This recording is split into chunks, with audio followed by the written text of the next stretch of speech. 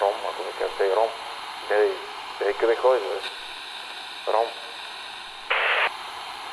Зависи, може би, от контекста и защо се използва тази обида по този начин.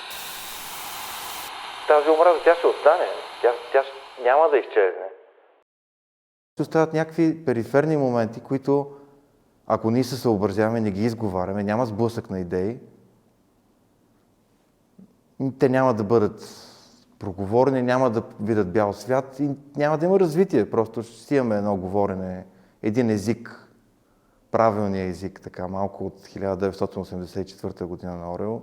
Ще го имаме този език, ще ги спазваме нещата и на повърхността всичко ще е окей. Но всъщност няма да е. Не може политик да говори по този начин. Не може в публичното говорене да се употребява такъв език. Той не може да защити думите си. Към кой се обърнал? Група. Към ромска група. Озверели. Не мисля, че трябва така да се говори. И мисля, че по този въпрос всеки нормален човек имаме консенсус, независимо дали сме от една или друга идейна група или политическа. Такова говорене е недопустимо. А какво е политическа коректност? Да съобразяваш изказа си с някакви норми. До толкова има опасност от това, че някакъв малък процент, защото за основните работи, както предишното изказване на Валери Симеонов, мисля, че мнозинството от нормалните хора ние сме съгласни, че така не бива да се говори. Обаче остават някакви периферни моменти, които, ако ние се съобразяваме, не ги изговаряме, няма сблъсък на идеи, те няма да бъдат проговорени, няма да видят бял свят и няма да има развитие. Просто ще си имаме едно говорене, един език, правилния език, така малко от 1984 година на Орел. Ще го имаме този език, ще ги спазваме нещата и на повърхността всичко ще е окей. Но всъщност няма да е. Не може да се каже, че има един вид престъпност или друга, макар да имаме чисто статистически, предполагам, аз не съм, все пак съм музикант, не съм полицай или съдия или нещо. Има някакви места, където има повече престъпност поради някакви причини, при определен тип етноси, но съм свидетел, че имам колеги, приятели, които са примерно от роми и са чудесни хора, работливи, честни. Приятел, да го нарека така, или на кръстовището някой, който не си е пуснал мигача и ми завива наляво, без да ме даде мигач. Зависи. Между приятели го правим, случва се примерно някой път, но изобщо човек няма това отношение и не бих се обърнал към някой. Аз имам приятели хомосексуалисти и нямам никакъв проблем с това. Съжалявам. Обаче не е окей. Ако това обижда човека, няма да се обърна към него. Ние много черно-бяло гледаме на нещата, защото, примерно, един пример. Обвинява Джордан Питърсън в език на омразата, защото не иска да използва местоимението зе, доколкото знам. Не знам как се произнася, но той не иска да приема, че има хора, които са с трети пол. И те го обвиняват, че той използва език на омразата. Докато не мисля, че това може да бъде еднакво с езика на един неуспял художник, който после виждаме какво прави. Може би трябва да ги приемат хората в академиите и да имат... Както и да шегувам се, но не може да слагаме знак за равенство директно между едното и другото. Има специфики, има нюанси и тези неща точно затова трябва да остане дори с цената на известен риск, да известни хора да говорят глупости, както започнахме на интервюто, обаче трябва да остане нещо, което да има разговор. Това мисля, че за мен е много важно. Тази омраза, тя ще остане, тя няма да изчезне. Няма да, като сложим този език, тя няма изведнъж да изчезне. Просто няма да я виждаме. И си мислим, че всичко е окей, защото в Фейсбук не се пишат всички тези глупости, по-голямата част от тях. Но пак казвам, ще изгори покрай сухото, ще изгори и мокрото, ако мога да си послужа с една народна мъдрост. По този начин. Как ще реагират, ако някой им да рече педал? Ми зависи кой и в какъв контекст. Ми няма да ми е приятно сега на някой чуж човек да ми каже педал. Гледай какво правиш. Но да, няма да ми е приятно. Мангал, циганин. Мангал, циганин. А Ром, ако ми кажете, Ром, гледай къде ходиш, бе? Ром. Не знам. Зависи, може би, от контекста и защо се използва тази обида по този начин. Не знам. Аз самия се стрема да не говоря така. Мисля, че това е начина. Помяр. Помяр може. Помяр става. Пак не е приятно сега. Много ясно, че такива езици да се използват не е окей. Продължавам с... Добре. Мачист. Мачист може. Даже може да ми стане мачо. Аз не знам защо е станало едва ли не обидно в днешно време да си мачо. Аз самия не съм. Цял живот съм бил аутсайдер. Но има такива хора, които са по този начин, мачисти. Доста герои от книги, прямо Винету там, доста са мачовци. Селянин. Пак в кой контекст го употребяваме? Селяндур е гадно. Ма селянин, сега ако ти си работиш на село и си окей. Не са окей тия изказвания. Антисемит. Антисемит. Това по-префинено обращение към някой. Зависи в какъв контекст. Пак това е много, според мен много е важен контекст, защото ако изкараме някакви неща и говорим просто така, нямаме пълната картина и не може да преценим. Расист. Расист. Има расисти и расисти сега. Има хора, които ги набеждават, че са расисти, защото, примерно, ако кажем, че има културни различия или генетични различия, без да казвам, че някои са по-добри от други, като цяло, примерно, някой е предразположен да тича повече на състезание. И ако направим една статистика, каквато напоследък е модерно да се използва и по други проблеми, ще се види, че има такива хора, но пък има расисти, които крещат еди кой си на сапун, които са промити съзнания и абсолютно съм против. Мисля, пак отново аз се връщам, имам си една теза, че в основата за тия неща мисля, че има консенсус в обществото и повечето хора са нормални и повечето хора не толерират такова говорене. Това са малцина, това са някакви отраси и други. Нормалните хора, макар че има някакъв вътрешен тип расизъм, всъщност те ще помогнат на човек в нужда. Така мисля, така вярвам. Вие расист ли сте? Не знам. Мисля, че не. А как ще реагирате, ако някой нарече суросуит? Суросуит? Не ме наричат. Аз мислех преди така, но вече наричат ме outright. Което също не е вярно. Фес. Турчин. Карабина. С по-малко дуло. Обидно, всичко е обидно, да. Съгласен съм, обидно е.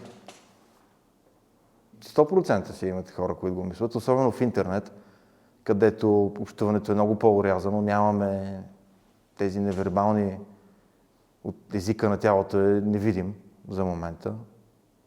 И само от един текст ние сме свидетели, че и хора, които наричат себе си толерантни и така нататък, те самите много категорични мнения дават, без да са запознати с човека от среща. И сякаш това интернет изкарва от нас някакво дяволче в нас, което бърза да липи етикети и да... Въобще липсва диалог. Или пък в интернет. умереното мнение сякаш не е, сякаш е изчезваш вид. Човек да търси някаква среда, някакви нюанси, това сурсоид. Ето, публикува от някакви сайтове и той е сурсоид. Както и обратното го има след така интелигентни хора, които обявяват, че ти си расист. Другите, мнозинство, може би по-голяма група хора, пък решават, че ти си фес, педалче, мъквай. Нещо такова. От двете страни го има това говорене. Едното просто е по-префинено, по-културно сякаш, обаче не е различно в основата си. Цял живот. Цял живот. Въпросът е, че има обиди от приятели в група, където даже има и такъв мъжки хумор, който е малко по-груб и някой човек може да се докачи, обаче той е част от нещата. Това не мога да се сърда на приятели, да им кажа как може да ми говорите така. Не ви ли е срам? Приемаме някой път нещата и трябва да свикнем, не може да се обиждаме за всичко и да репортваме. Има такива случаи, човек се обижда за някакви неща, но пак това не трябва да бъде решение за проблемите, да се превръщат хората в жертва и за всяко нещо да го приемат навътре. По-скоро ние трябва да сме по-силни, да може да говорим на този език на омразата адекватно, а не като обидени госпожици. Ощипани, пардон. Случвало се в детските години да стига до юмручни схватки. Когато сме деца и някой път просто трябва да отвърнеш. Тук сме зрели хора големи, все пак действията на омразата имат закони, които би трябвало да ги спират тези неща, но човек някой път отвръща. Което сякаш не е правилно, но ние трябва да можем да сме способни да се защитим. Ако думите прераснат действия. Те много българи в България бият възрастни хора и то независимо от етноса. Има в малките градчета. Наскоро даже имах случка, в която в малко село, моя близка, възрастна жена, имаше така опит да бъде нещо да се случи. Добре, че беше посред бял ден на центъра на малко населено място. Защо се стига до това, до там? Както и в България, както и навсякъде, не е нормално млади хора да бият жена или когото и да е. Тук беше бит един журналист. Също не ми е приятно. Може да съм аз. Понякога ме е страх, че докато шофирам, няма да мога да стигна до тоалетна. И ще пострадам. Един страх, който всеки от нас е изпитвал и няма как да крием, че този страх, примерно, страх ме, ето, имам такива страхове. И други, много и други. Примерно, дали ще ми излезне пасаж, нещо свирене на концерта, как ще се развие някой концерт или интервю. Всеки от нас има страхове.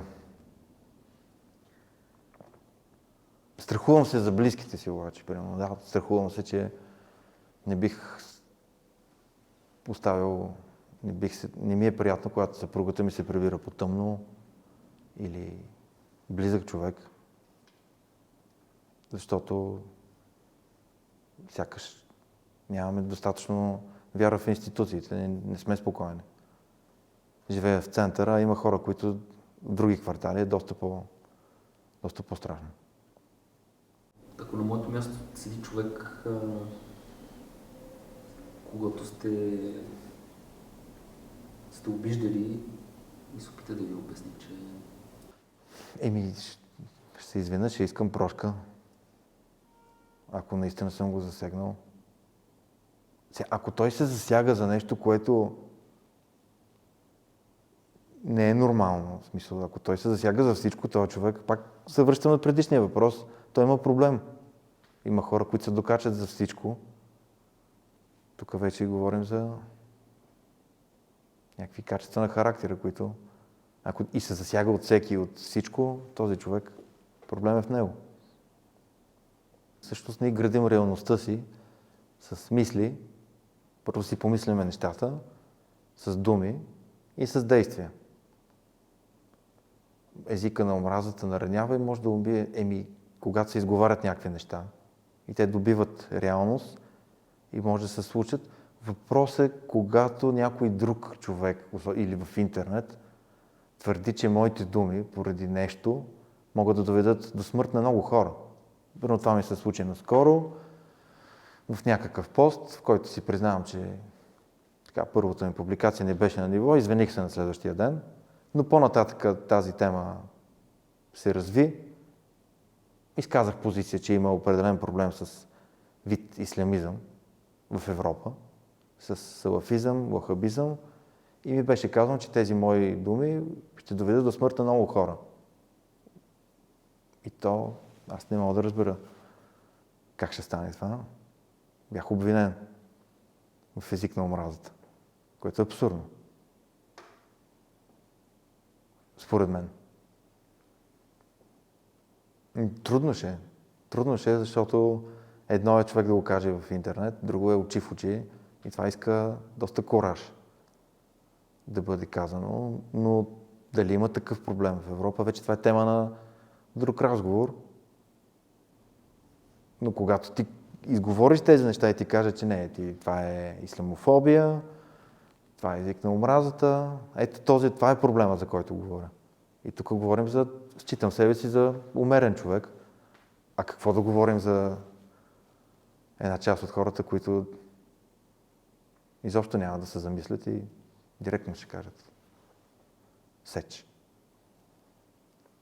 Според мен езика за омразата, той може да бъде победен не толкова с цензура или ако някакъв вид цензура може би, или с закони, с правила, колкото с работа на всеки един човек, особено в семейството, особено с децата трябва много да се работи за това нещо, защото ето с моята професия Яхуди Менухин, голям музикант, цигулар човек, е казал, че повече музикални училища и по-малко затвори. Всъщност ние имаме нужда от образование, от култура. Тя за себе си съм открил и от вяра в Бога. Това са някакви рецепти изпитани, които работят. Така че може би ни трябва да го борим първо в себе си. Когато не напсуваме този, който не е дал мигача.